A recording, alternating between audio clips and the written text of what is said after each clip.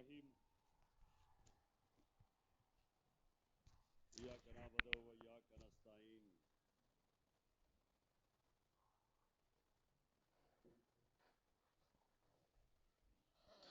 شکریہ.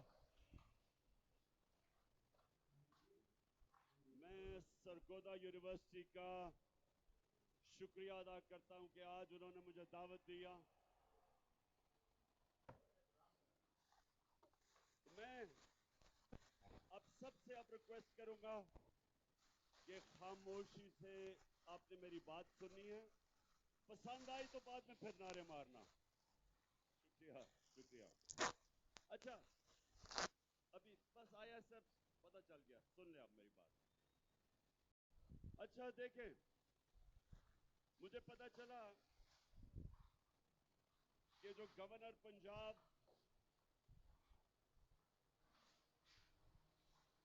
سن لیں آرام سے سن لیں. آج آپ نے میری بات پتہ نہیں کب موقع ملے گا پھر سے آپ سے بات کرنے کا.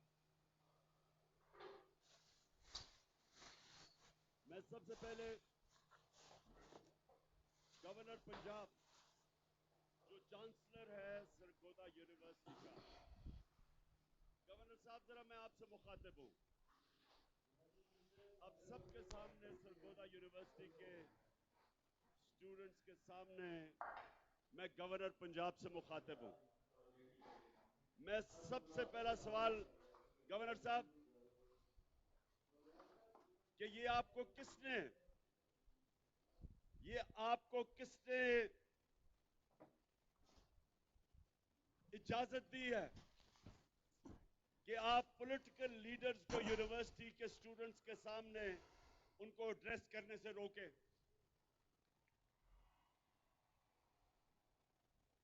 میں آکسفورڈ یونیورسٹی 3 سال تھا. آکسفورڈ یونیورسٹی کے لیے بڑے بڑے صرف برطانیہ کے پالیٹیشنز نہیں انٹرنیشنل پالیٹیشنز انوائٹ کرتے تھے, ابھی بھی کرتے ہیں, اور وہ اسٹوڈنٹس کو ایڈریس کرتے تھے. مجھے جب سے میں نے یونیورسٹی چھوڑی 3 دفعہ آکسفورڈ یونیورسٹی نے مجھے انوائٹ کیا ہے, بلکہ ابھی پھر انوائٹ کیا ہے کہ میں یونیورسٹی کے سامنے آ کے ایڈریس کروں.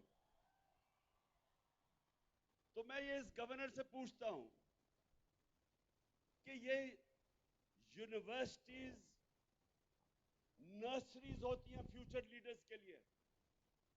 جو ملک کے لیڈرز ہوتے ہیں وہ آپ جیسے نوجوان جو یونیورسٹی ایجوکیشن لیتے ہیں, آپ فیوچر لیڈرز ہوتے ہیں.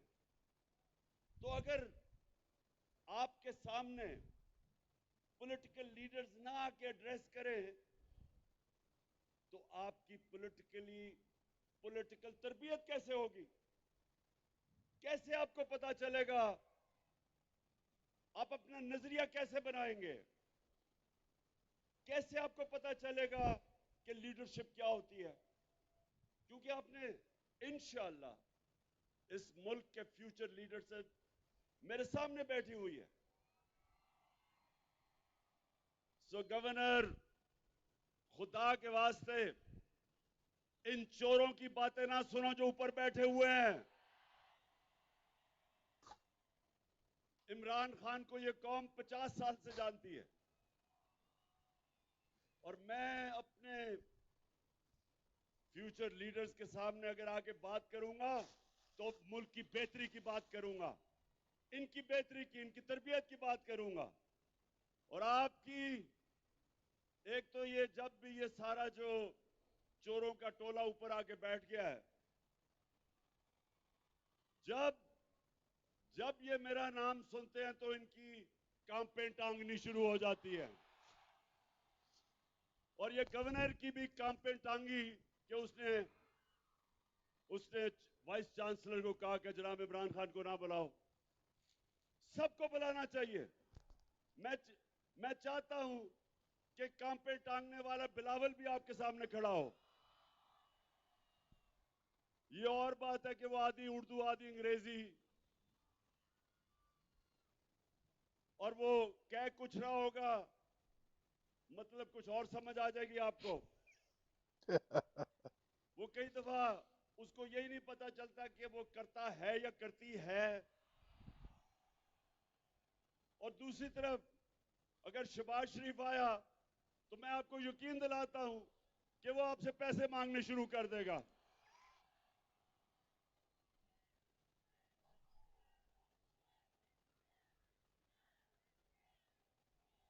ہاں، اور آپ ڈیزل صاحب کو بھی انوائٹ کر سکتے ہیں یہاں.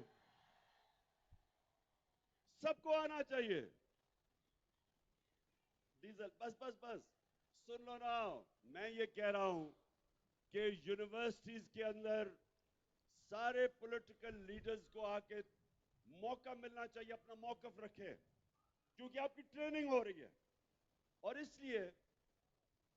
لیے کہ یونیورسٹیز میں ملک کی فیوچر لیڈرشپ یہاں سے جنم لیتی ہے.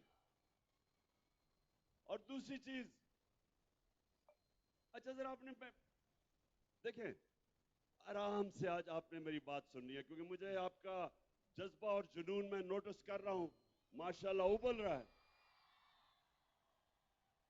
اچھا اب سننا ہے، دیکھیں سرگودا یونیورسٹی کے اسٹوڈنٹس، بہت بڑا فلاسفر ایرسٹوٹل نے آج سے 2500 سال پہلے ایک بات کہی تھی. غور سے ذرا میری بات سنیں، وہ کیا کہی تھی. اس نے کہا تھا کہ اگر ایک معاشرے میں ناانصافی ہو، ظلم ہو، تو سارے معاشرے کے شہری رائے حق کے لیے کھڑے ہوں گے، انصاف کے لیے کھڑے ہوں گے. اور جب ایک انسان حق کے لیے کھڑا ہوتا ہے تو وہ پیغمبروں کا کام کرتا ہے. سارے اللہ کے جو پیغمبر تھے سب رائے حق اور انصاف کے لیے کھڑے ہوئے تھے. ہمارے نبی صلی اللہ علیہ وسلم مکہ کے جو کفار تھے، جو ظلم کرتے تھے، جنہوں نے آزادی رائے، جو اپنی آزادی رائے لے کے نکلے تھے، ہمارے نبی صلی اللہ علیہ وسلم انہوں نے روک دیا تھا، تشدد کیا تھا لوگوں پہ. وہ اس کے لیے کھڑے ہوئے تھے. جو حضرت موسیٰ تھے وہ فرعون کے ظلم کے خلاف کھڑے ہوئے تھے. حضرت ابراہیم نمرود کے خلاف کھڑے ہوئے تھے. حضرت عیسیٰ رومن امپیریلزم اور جو یہودی ایلیٹ تھی اس کے خلاف کھڑے ہوئے تھے. سب انصاف کے لیے کھڑے ہوئے تھے. تو دو قسم کے پالیٹیشن ہیں. ایک پالیٹیشن ہے جس کو دنیا حقارت سے دیکھتی ہے، عوام کا نام لے کے اقتدار میں آتا ہے اور اسی عوام کو لوٹنا شروع کر دیتا ہے، جھوٹ بولتا ہے عوام سے. ان کو لوگ حقارت سے دیکھتے ہیں. اور دوسرا پالیٹیشن قائد اعظم محمد علی جناح. قائد اعظم ایک بڑی خواب انصاف کے لیے، مسلمانوں کے حقوق کے لیے نکلے تھے کہ ہندوستان میں ہمیں حقوق نہیں ملیں گے، اس لیے وہ نکلے تھے. 40 سال سٹرگل تھی. اس لیے آج ہم سب قائد اعظم کی عزت کرتے ہیں کہ انہوں نے اپنے لیے سیاست نہیں کی تھی، ہمارے لیے کی تھی. نیلسن منڈیلا، ساؤتھ افریقہ میں کوئی سوچ بھی نہیں سکتا تھا کہ کبھی بھی خون کے بغیر جو افریقنز تھے ان کو آزادی ملے گی، کیونکہ گوروں نے ان کے اوپر قبضہ کیا ہوا تھا. اپارٹھائیڈ رژیم تھی، گورے اوپر بیٹھے تھے، نیچے غلام تھے. تو نیلسن منڈیلا 27 سال اس نے سٹرگل کی، 27 سال جیل میں گزارے، لیکن اپنے موقف سے پیچھے نہیں ہٹا. اور جب تک ساؤتھ افریقہ رہے گا، چاہے وہ گورا ہو یا کالا ہو، سب نیلسن منڈیلا کی عزت کریں گے، کیونکہ اس نے اپنی ذات کے لیے پالیٹکس نہیں کی. اور ہمارے نبی صلی اللہ علیہ وسلم، ہم کیوں ان سے اتنا پیار کرتے ہیں، ہم کیوں عشق کرتے ہیں ان سے؟ کیونکہ انہوں نے ہمیں حقوق دلوائے، انہوں نے ہمیں انسان بنایا، انہوں نے مدینہ میں عدل اور انصاف کا نظام لے کے آئے، انسانوں کو آزاد کر دیا، انہوں نے میرٹ لے کے آئے، انہوں نے تعلیم کا بتایا کہ جب تم علم حاصل کرتے ہو تو یہ عبادت میں شامل ہو جاتا ہے۔ انہوں نے وہ لوگ جن کی کوئی حیثیت نہیں تھی، دنیا کی امامت کی، انہوں نے وہ عرب جن کی حیثیت نہیں تھی، دو سپر پاورز تھے مشرق اور مغرب میں، یہ دنیا کی تاریخ کا سب سے بڑا انقلاب تھا کہ انہوں نے ان کو اٹھا کے لیڈرز بنا دیا، ہر صحابی لیڈر بن گیا۔ تو میرے جو آج جو نوجوان، میں آپ سب میرے سامنے ہیں، یہ سمجھیں کہ ہمارا ملک اب دو طرف ہے، فیصلہ کن موڑ کے اوپر کھڑا ہے۔ اگر اس وقت جو میں اپنی ساری قوم کو کہتا ہوں کہ آپ آج حق اور سچ اور انصاف کے لیے نہیں کھڑے ہوں گے تو یاد رکھیں، جب آپ ظلم کا مقابلہ نہیں کرتے اور ظلم کے بت کے سامنے جھک جاتے ہیں، وہ معاشرہ تباہ ہو جاتا ہے۔ حضرت علی کا قول ہے کہ کفر کا نظام چل جائے گا لیکن ظلم اور نا انصافی کا نظام نہیں چل سکتا۔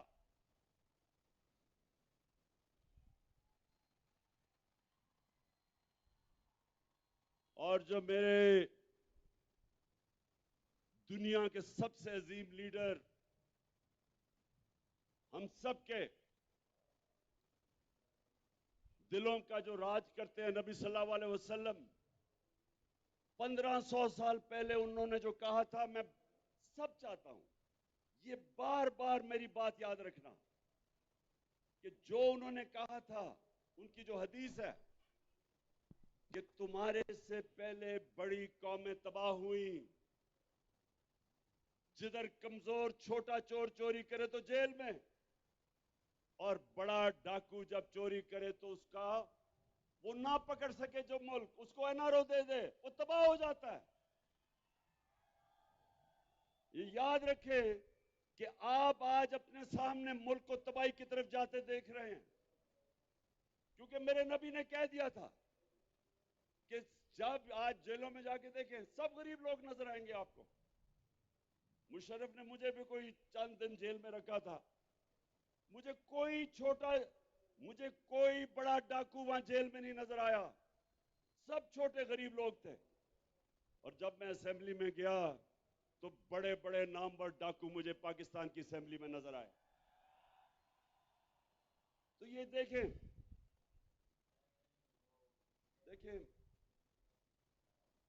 میں نے ساری دنیا دیکھی، شاید ہی کسی کو اللہ نے اتنا موقع دیا ہو کہ اس نے مغرب میں بھی ٹائم گزارا، ان کا سسٹم دیکھا، کرکٹ کی وجہ سے ساری دنیا کے تقریباً ملک دیکھے، سب دنیا دیکھی میں نے۔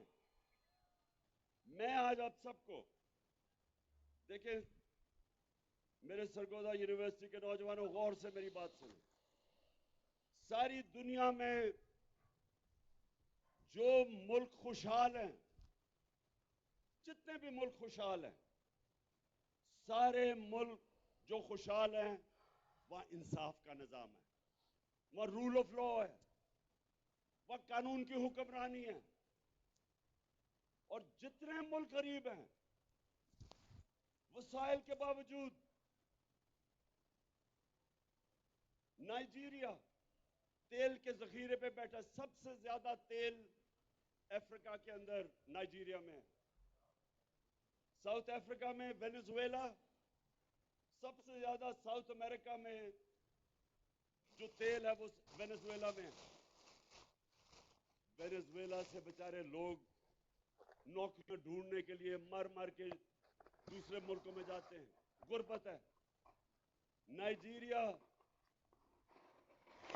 غربت کی انتہا ہے، کیا وجہ ہے؟ سوئٹزرلینڈ کوئی وسائل ہی نہیں ہے سوئٹزرلینڈ میں. ہمارے جو ناردرن ایریاز میں, ہمارے جو گلگت بلتستان کے پہاڑ ہیں, آپ یقین کریں کہ کوئی مقابلہ ہی نہیں ہے. جو ہماری خوبصورتی ہے جو سوئٹزرلینڈ میں ہے, اس کا کوئی مقابلہ ہی نہیں ہے. اللہ نے جو ہمیں یہاں خوبصورتی دی ہے. لیکن سوئٹزرلینڈ دنیا کا امیر ترین اور خوشحال ملک ہے, کوئی وسائل نہیں ہے. اور نائجیریا اور وینزویلا تیل کے باوجود غربت ہے. فرق کیا ہے؟ رول آف لا, انصاف, قانون کی حکمرانی. سوئٹزرلینڈ کے اندر جو رول آف لا انڈیکس ہے, مطلب کہ جس ملک میں انصاف کا نظام بہترین ہے, سوئٹزرلینڈ میں 99.9% ہے رول آف لا انڈیکس. یعنی کوئی قانون کے اوپر نہیں ہے. اور نائجیریا 7%, 7%. تو اس لیے جب میرے نبی صلی اللہ علیہ وسلم نے کہا تھا کہ تمہارے سے پہلے بڑی قومیں تباہ ہوئیں, جدھر قانون نہیں, جدھر انصاف نہیں, جدھر قانون کی حکمرانی نہیں, جدھر طاقتور آئین آر او لے لے اور کمزور بیچارہ جیلوں میں جائے, تب انہوں نے کہا تھا کہ وہ تباہ ہو جائے گا. دنیا میں چلے جائیں, تباہ ہو رہے ہیں ملک جدھر انصاف نہیں ہے. ہمارے سامنے میری زندگی میں سنگاپور آزاد ہوا, چھوٹا سا سنگاپور, پانی بھی ان کا اپنا نہیں تھا, ملیشیا سے پانی آتا تھا. وہ سنگاپور جس کو کوئی سوچ بھی نہیں سکتا تھا, صرف ایک بندرگاہ تھی. یہ سرگودا یونیورسٹی غور سے سنو, کیونکہ ہمارے سامنے ہوا یہ. اس سنگاپور میں ایک ایماندار لیڈر آیا جس کا نام تھا لی کوان یو. پاکستان اور سنگاپور کا جو پر کیپٹا انکم تھا وہ ایک ہی تھا. ہمارا $150 پر کیپٹا تھا یا $200, ایک ہی تھا. اس سنگاپور کے اندر ایک لیڈر نے قانون قائم کیا. جب آپ قانون کی بالادستی کرتے ہیں تو کرپشن ختم ہو جاتی ہے. کرپشن تو طاقتور کی کرپشن تباہ کرتی ہے ملک کو. تو جب اس نے قانون قائم کیا, طاقتور کو قانون کے نیچے لے آیا, کرپشن ختم کی. سنگاپور آج ہمارے ساتھ شروع ہوا تھا 60 سال پہلے, 50-55 سال پہلے. ہمارا آج 2000 ہوگا ڈالر پر کیپٹا, مجھے یاد نہیں ہے. سنگاپور کا $60,000 پر کیپٹا ہے. اوسط آمدنی سنگاپور میں $60,000 ہے. وہ ملک ہمارا سارے وسائل کے باوجود, ہمیں اللہ نے 12 موسم دیا, زرخیز زمین دی ہے, سونے کے ریزروز ہیں, کاپر کے ریزروز ہیں. ہمیں اللہ نے وہ ٹورزم, ہر چیز دی ہے اس نے. اور ہمیں دیکھے کہ ہمارا وہ بھی شباز شریف مانگنے گیا تھا, امریکہ جی مجھے پیسے دے دو. We just got We are the blade of freedom. مجھے پیسے دے دو, میں مجبور ہوں. وہ ویسے اگر ٹیپ ہے وہ ذرا چلائے, میں ذرا آپ کو ذرا سنا دے بس. میں اس لیے کہہ رہا ہوں کہ یہ فرق ہے. میں سعودی عرب سے ہو کے آیا ہوں, میں یو اے ای کے ہو کے, ابھی میں ترکی ہو کے آیا ہوں. اور میں نے ان بھائیوں کو کہا کہ آپ ہمارے بڑے عظیم بھائی ہیں, ہمیشہ آپ نے ہماری مدد کی.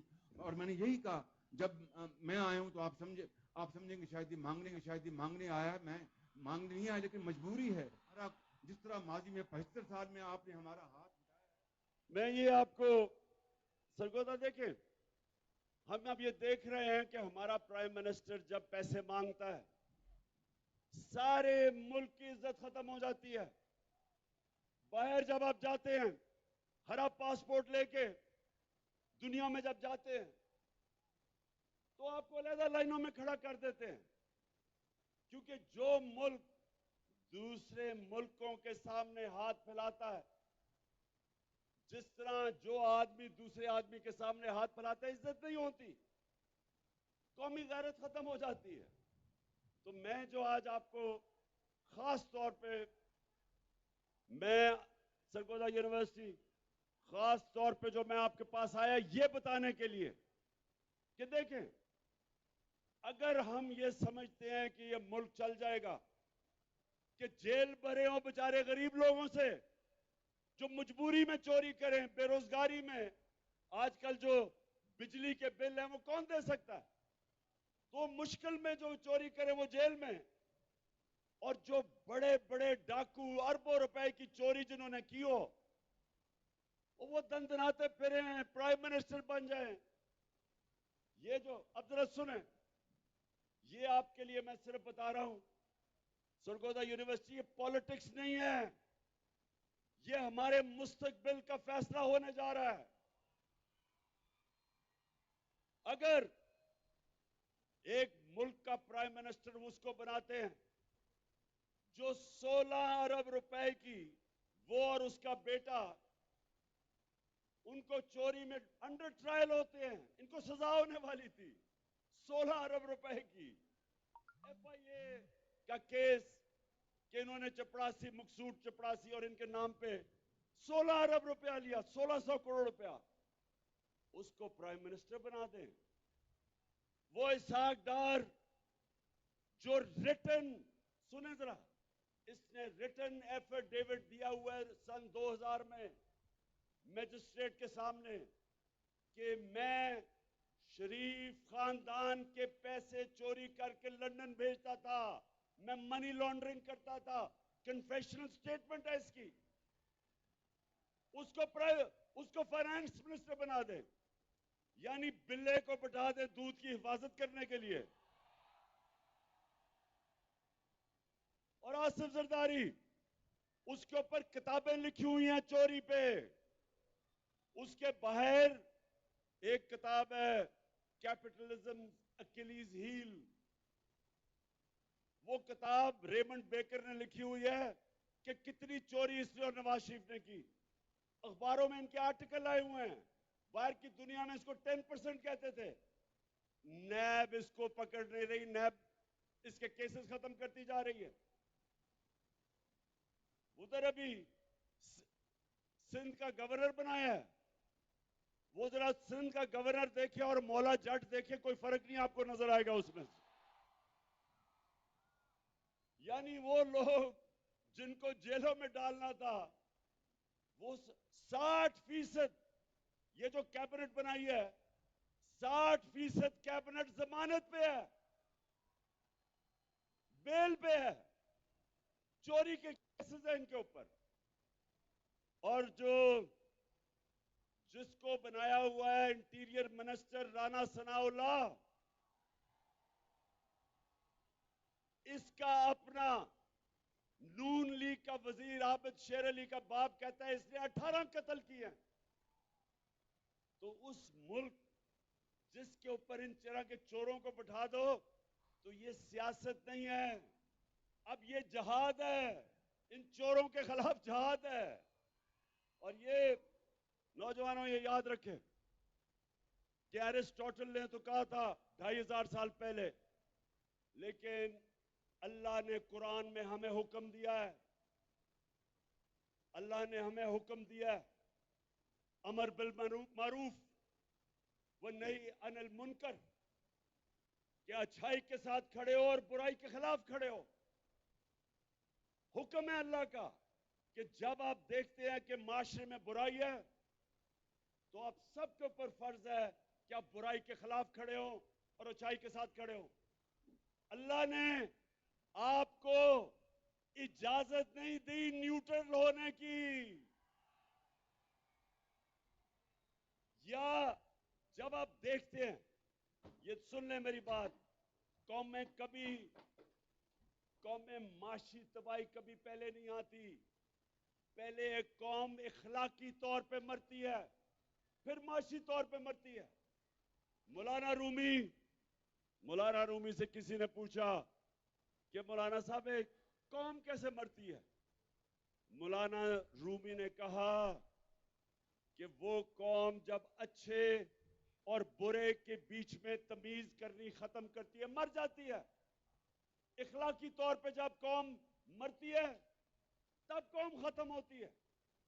جرمنی اور جاپان دوسری جنگ عظیم میں تباہ ہو گئے تھے. ایک بلڈنگ نہیں کھڑی تھی ادھر. جاپان کے اوپر 2 ایٹم بم گرے تھے. 10 سال میں کھڑے ہو گئے. 10 سال میں دونوں قومیں کھڑی ہو گئی. کیونکہ آپ بلڈنگز کو تو بم مار کے گرا سکتے ہیں لیکن اخلاقیات کو بم مار کے نہیں مار سکتے. اس لیے اللہ کا حکم ہے امر بالمعروف، اور دوسرا اس نے جہاد ہمارے پہ فرض کیا ہے. اللہ نے کہا ہے کہ ناانصافی کے سامنے کھڑے ہو، ظلم کا مقابلہ کرو، یہ اس کا حکم ہے. تو جو میں آج ساری اپنی قوم کو تیار کر رہا ہوں، انشاءاللہ چند دنوں میں اپنی مارچ اناؤنس کرنے لگا ہوں. كاميرا أمامية مزدوجة ذات تركيز تلقائي بدقة 60 ميجا بكسلز. فيديو العرض المزدوج الأمامي، التركيز على العنصر المعروض. تكبير تصغير صور السيلفي. شحن 100 واط هواوي سوبر تشارج توربو. تصوير فائق الرؤية ألترا فيجن. شاشة منحنية 120 هرتز. لقطة ليلية فائقة.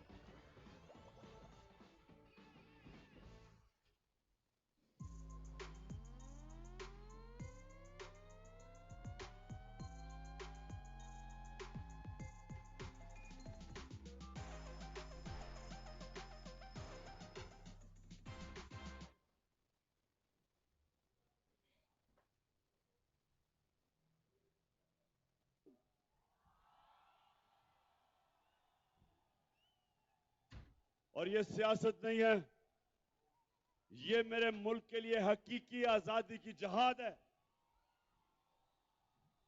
میں کبھی، سن لو، یہ